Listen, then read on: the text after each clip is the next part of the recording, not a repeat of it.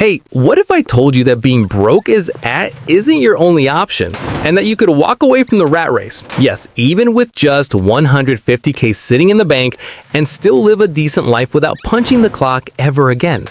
Sounds like a fantasy, right? Well, buckle up, Chad and Karen, because we're going to break down how you might make that work, or why it might be a total illusion. Welcome to Peter Finance. I'm Peter, your somewhat sarcastic financial guru who's done the deep dive so you don't have to. Unlike those dusty finance gurus in tweed jackets telling you to buy bonds and live off interest like you're living in 1987, I keep it real, give you the math, the brutal truths, and yes, some edgy humor to keep you awake. If you're tired of feeling like a broke hamster in the wheel, hit that subscribe button, smash the like, ring the bell, do all the YouTube stuff, and download this video. Yes, I mean save it, so you can rewatch later when your brain's fuzzed out from Netflix or Taco Tuesday and you forgot half the numbers. Trust me, you'll thank yourself when the calculations make sense at 2 a.m. and you're wondering, wait, can I really live off this or am I boned? Picture this. You've got a friend. Let's call him Lazy Larry, but you know him. Larry has $150,000 in the bank. He dreams of strolling into the sunset, not walking into his awful cubicle every Monday morning. Meanwhile, his neighbor, overachieving Olivia, has $1 million in the bank and lives off investments. Larry thinks, if Olivia can do it, why can't I? But here's the issue. Larry still treats his savings like a casual Tinder date. I'll use you when it's convenient. Let's bring in some hard facts. Financial researchers talk about safe withdrawal rates, the percent of your investments you can spend each year without running out of money. One widely used rule is the 4% rule. Take 4% of your savings your first year, then adjust for inflation. That means if you had $1 million, you could withdraw 40K in your first year, then bump it up for inflation. But here's the kicker. This rule may be too optimistic today. For example, one firm lowered their safe withdrawal estimate to 3.7%. So Larry with his 150K, he's got a tiny pool. If he tries to live off it like Olivia, he's dancing on thin ice with no floaties. We're going to do the math, compare broke Larry versus smart investor Sam, and see whether 150K can genuinely buy Larry his freedom or whether he's fooling himself. All right, let's break this down with simple, clear terms. Let's assume Larry has $150,000 sitting in the bank. We'll assume invested somehow.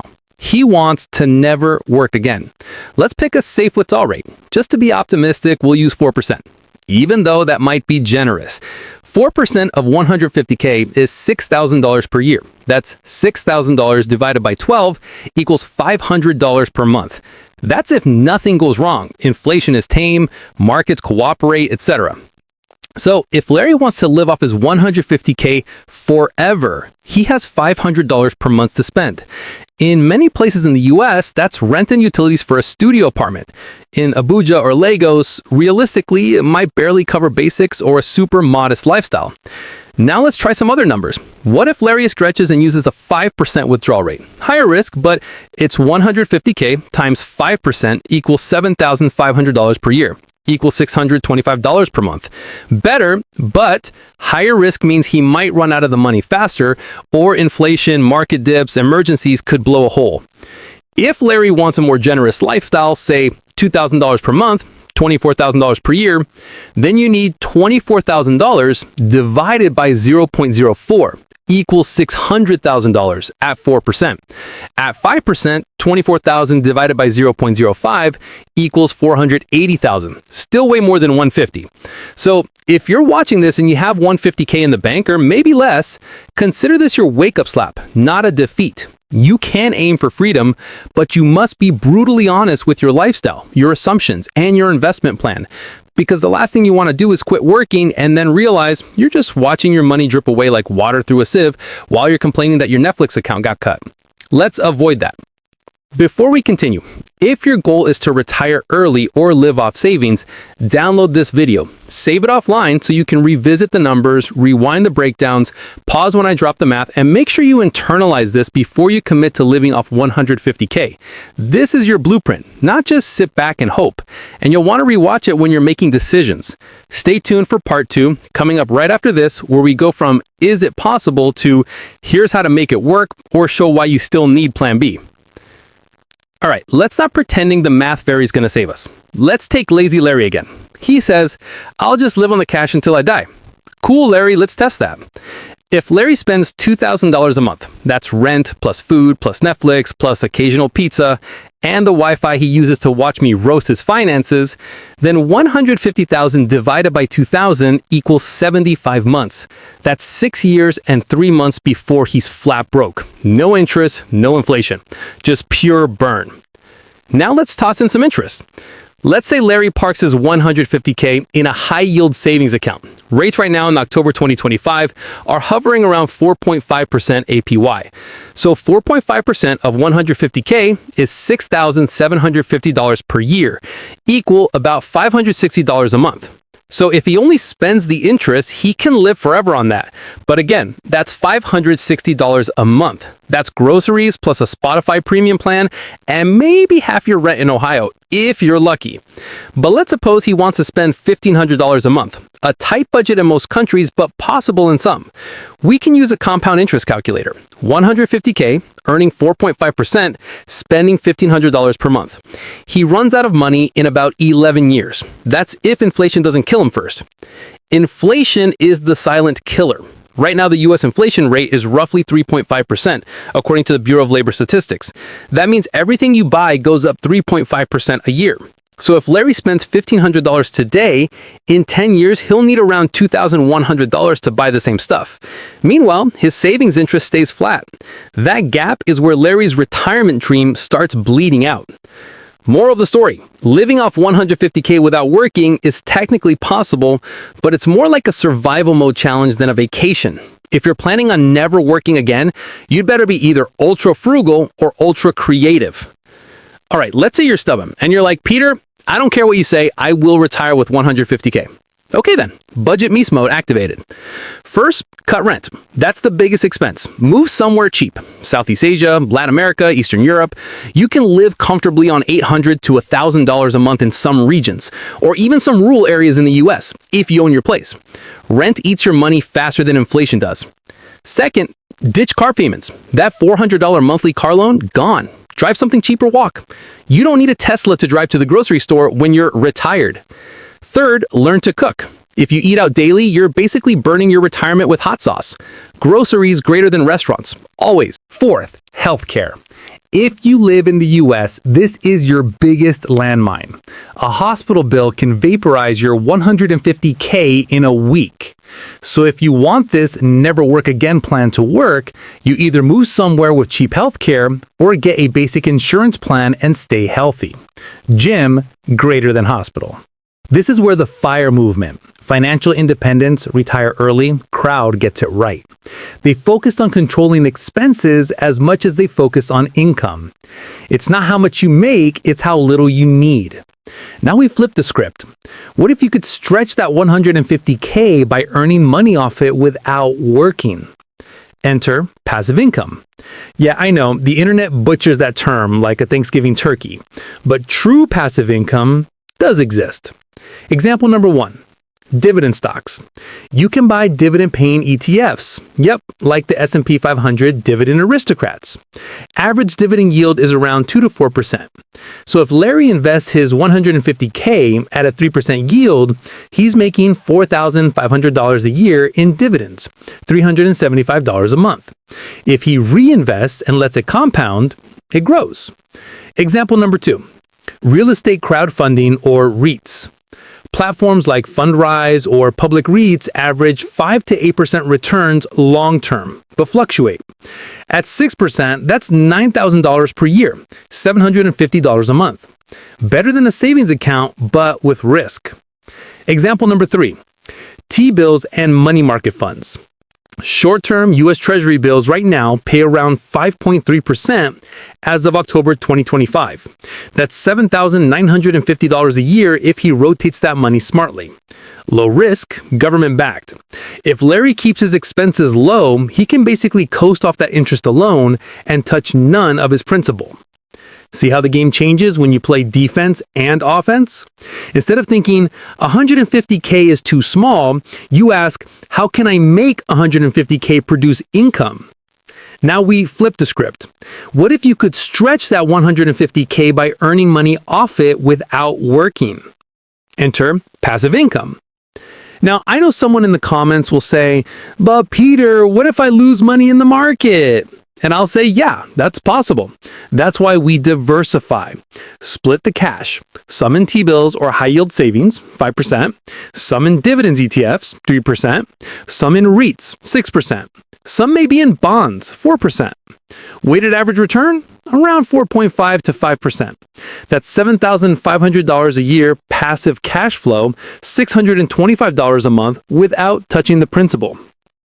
Now layer that with geo arbitrage, living somewhere cheap, and suddenly 150K turns from barely enough to freedom with discipline.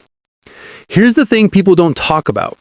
Retiring early is as much a mental game as a financial one. If you're not mentally ready to live frugally and manage boredom, you'll end up spending for entertainment, and poof, there goes your 150K. The moment you stop working, you don't just lose income, you lose structure. So you fill that void with shopping, Uber Eats, travel, treating yourself. It's like a diet. You lose discipline and suddenly the money shrinks faster than a cheap shirt in a hot wash. So when I say live off 150K, what I really mean is live within the constraints of 150K. It's not financial independence for the weak, it's for the strategic.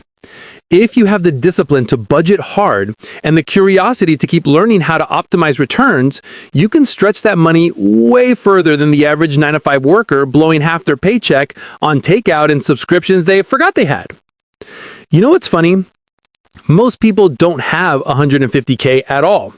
According to the Federal Reserve's 2023 survey, the median American savings is around $5,300. So if you have 150K, congratulations, you're already in the top 20%. And you're still here asking how to never work again. Greedy, but respectable move. What I respect, though, is that you're thinking strategically. Because if you can live on little, make your money earn more, and stack small streams together, you get to escape the rat race before you turn gray. The system wants you to believe freedom requires millions. Nah, freedom requires discipline and a spreadsheet, and maybe a bit of dark humor to survive the broke days. Before you scroll off and watch cat videos, do this. Download this video. Not for my ego, for your memory. You'll want to revisit these numbers when you start budgeting or planning your own mini retirement. Every figure here comes from real math, real stats, real returns. So keep it on your phone, pause when the math hits, and replay the part where I roasted Larry for spending like a clown. Because knowledge without action is just mental junk food. I don't want you just watching finance content, I want you to live it. The goal isn't to hoard money, it's to control it so you can control your time.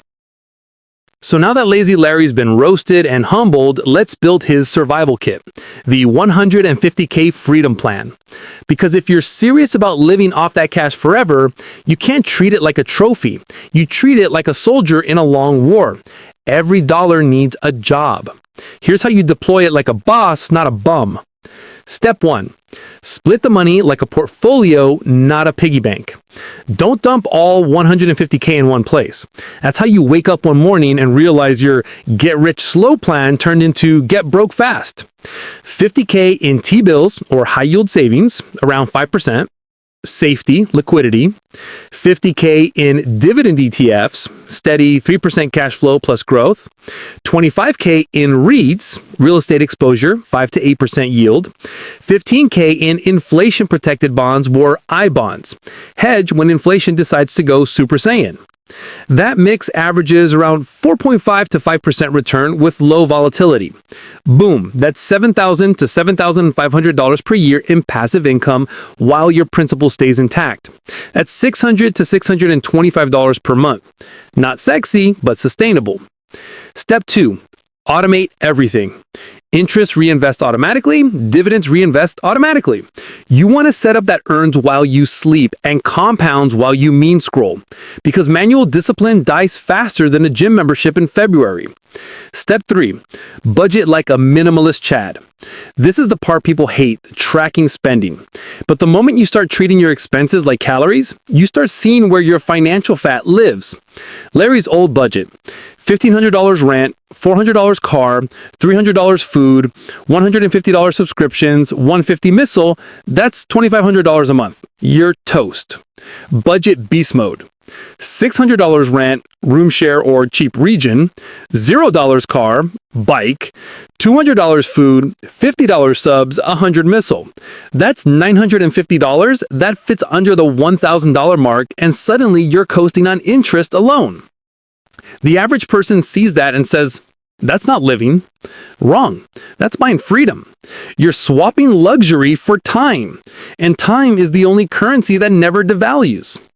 All right, let's tackle the monster that eats retirees for breakfast: inflation.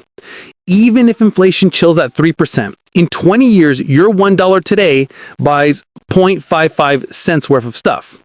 If you don't beat that 3%, you're basically reverse investing. So how do you protect yourself?